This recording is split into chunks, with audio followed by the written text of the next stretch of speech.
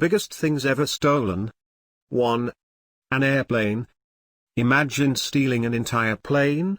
Sound impossible, right? But in 2003, two men stole an entire Boeing 727 right off the runway of Quatro de Fevereiro Airport in Luanda, Angola. Without any communication with the air traffic or any clearance to fly, it took off the runway without any lights on. The FBI searched for the airplane all around the world for many years, but they could never find it. Two men were spotted for boarding the flight, of which one was an American pilot called Ben C. Padilla and a mechanic called John M. Mutantu. They had been helping in the renovation process of the plane for months. The airplane was never found. 2.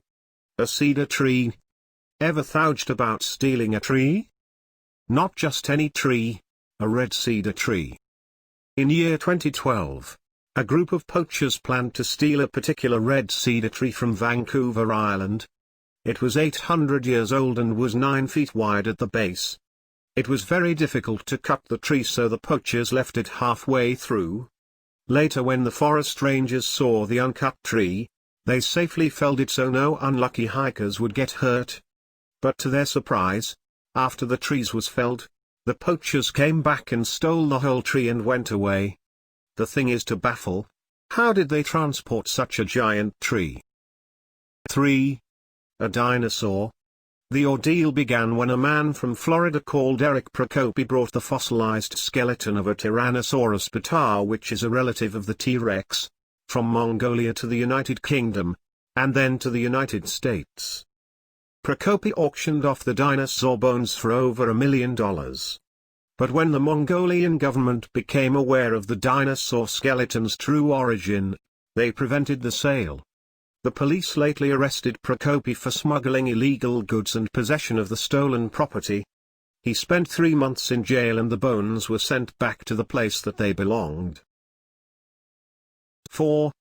A monastery bell. At a temple in Tacoma, Washington, in 2015, enlightenment came by letting go of material objects.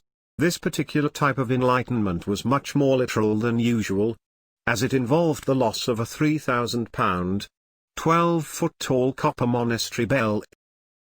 Police were baffled as to how thieves managed to steal the enormous bell. The monks commonly use bells to signify the beginning of meditation, making them highly scared of Buddhist monks. The thieves likely melted the bell down to sell the copper, or may have turned to the black market for a buyer. 5. A church.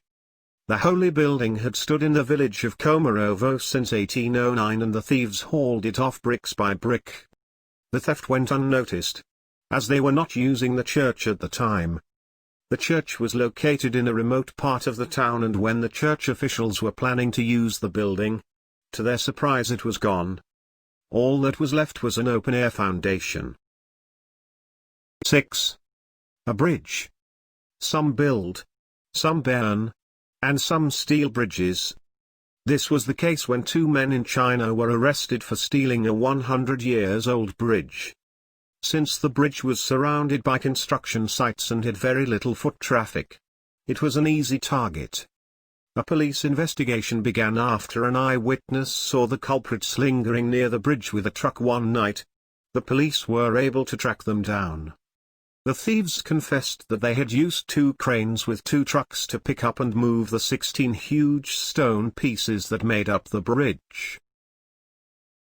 7. A fighter plane. In the 1980s in Tel Aviv, Israel, Major Ijen Yitzhaki was restoring a World War II Mustang fighter plane for the Israel Air Force. The plane was parked in a reserve airfield and was to be transported to the Air Force Museum. But then the unexpected happened.